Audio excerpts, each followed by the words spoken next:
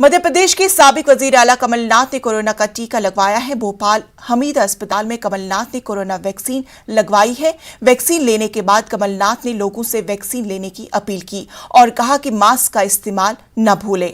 वहीं रियासत में बढ़ते कोरोना मामलों को लेकर कमलनाथ ने सीएम शिवराज सिंह को तनकीद का निशाना बनाया। प्रधानमंत्री जी ने कहा है कि मध्य प्रदेश दूसरे नंबर पर है महाराष्ट्र के बाद कोविड में। ये बड़ी गंभीर समस्या मध्य प्रदेश में है।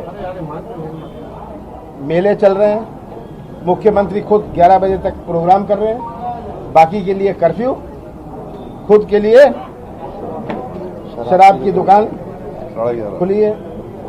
तो इसको अगर गंभीरता से नहीं लिया जाए, मैंने तो पहली मार्च 2020 को कहा था कि गंभीर स्थिति उत्पन्न होने वाली है।